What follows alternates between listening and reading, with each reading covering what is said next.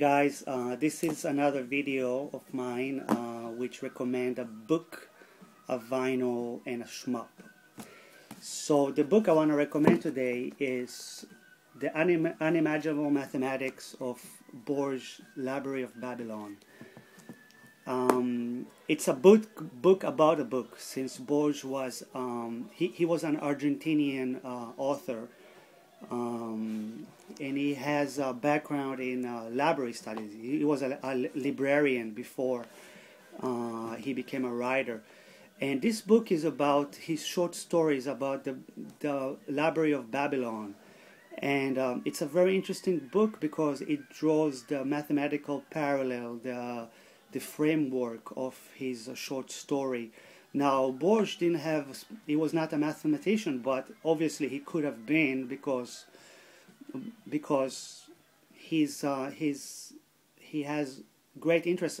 I guess studying libraries gives you a good intuition towards specific subjects that have mathematical foundations.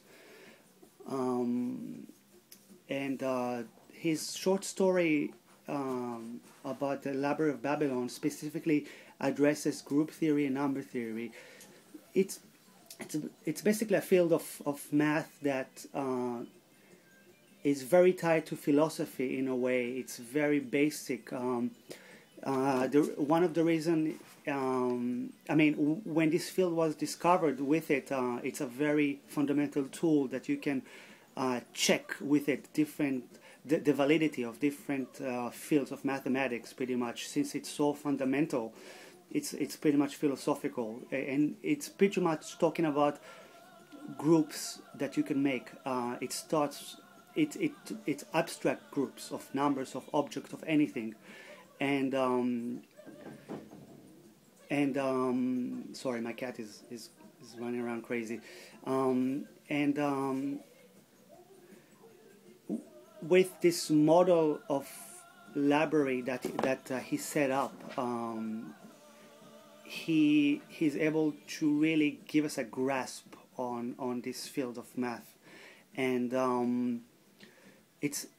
I think this book is fascinating because it really gives you like a taste. It got some technical details, but it is still a popular science book. But each chapter have the beginning is pieces of his story, and then it connects it to real mathematical ideas and theories, and it really gives you a taste of the infinite and different types of infinities, and it really gives you a taste of group theory. There's no point talking about it too much without getting technical. It is just a really interesting book to read, and I think everybody who has like a minimum interest in whatever is out there that is mathematical. And it's not like a subject that people read books about every day, and it's a very interesting book about group theory. So I really recommend it. It deserves really a long conversation about this book, but I cannot recommend it enough. So there it goes. Now the vinyls, I just picked up a couple of vinyls. I got a couple of vinyls that I bought, and it arrived today, and I'm listening to it right now. And it's actually two vinyls of the same artist, and I don't know how many of you guys know it, but it's Klaus Nomi,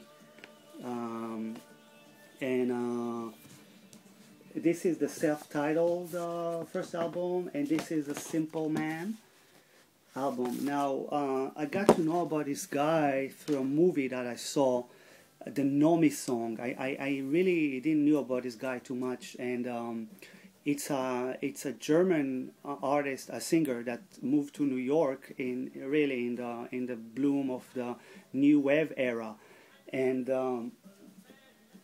he came to New York, and his first job, he was baking cakes, but he wanted to become famous and become a singer, and his looks are just just out there. I mean, he everything about him is really alien. I mean, and beyond that, he was trained as an opera singer with a really high-pitched voice. I mean, you could swear that you're hearing a woman singing, but he has like a wide spectrum of voice, and he he entered the scene. They had experimental music nights in New York back in the days, in the 80s, end of 70s, and it started as an act, and he started having a cult following afterwards. I mean, you have to really, to understand it, you have to see the Nomi song, which is a great documentary about him. And I never imagined that I would listen to. I was not a big fan of new wave music, and but there's something captivating about him and his music, and about his vocal range, and the simplicity of his texts. But he's a very unique person, and I think the artist makes the music. I don't believe it's all about technical abilities, and I mean, it has to be a complete thing, and his music is good enough, and his attitude is really interesting, and I really got into it. I mean, I cannot explain it, but there's something about his music that I really like. So it's a very interesting story. He died of AIDS eventually, back then when they didn't knew what AIDS was, because he was a gay man, and he was like, back in the days, he was, partying, but he was still like a very lonely man in the same time, a true artist. But he had a success. I mean, he had a world success, a cult following, and yeah, I highly recommend it. Now the Shmup I want to recommend is also a pickup that I had lately, and I got a really good bid. I mean, I bidded it on eBay, and I got a really good price, and I just couldn't believe that I won it, and at first I was like, why did I buy it? But then I was like, but when it arrived and I really got into it, I couldn't leave it. So here it is. I hope you guys are ready. It's the Vectrex, and more specifically the Mindstorm Shmup. It's what I'm talking about. I first saw a review. FutureMat did a review of the Vectrex, and I was really tempted, but I never imagined that I'd buy one because it was expensive. But I found one. I bought this one for $120, which is amazing price. So it came without this plastic, so I made it myself. It's not the best of the jobs, but I made the Mindstorm, covers, which kind of like it really looks cool. I mean, you gotta admit. And hold on, plug it while we talk. And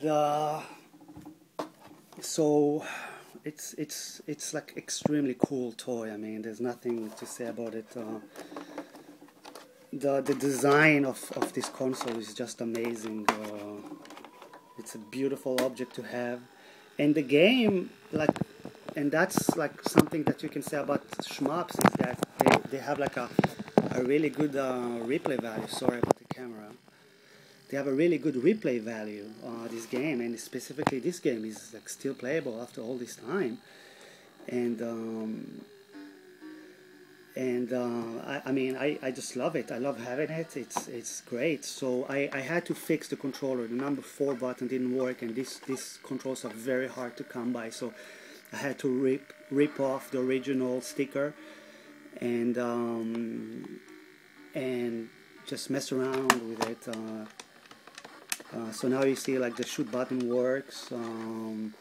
But I had to make like my own kind of like panel for it, because and yeah, I mean, it works, and I'm very happy about it, because it just proves that I mean, I think in video games, shooters reign supreme. I mean, they have a great replay value after all these years, and this great game is totally playable and it's fun.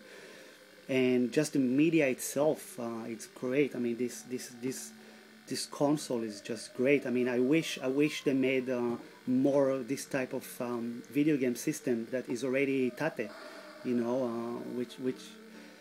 So this is my latest pickup. I made it to level 3. I didn't play on it too much because most of the time the controller was a little bit broken, but now I fixed it. So I cleaned the hell out of it. It had like a bunch of rubbish inside. And yeah, I'm thinking about maybe rebuilding it maybe in the future once I know more about the circuits, but I couldn't find many useful tutorials about it because I don't know, people don't mess around with it too much. So I found a couple of tutorials which helped me a little bit, but eventually it works. I hope it's not going to break again, but it seems okay. So yeah, so thank you for watching. I hope to catch you guys soon, and I'm gonna play with my Vectrex now and watch Gremlins. Alright, I'll talk to you later, guys. Bye.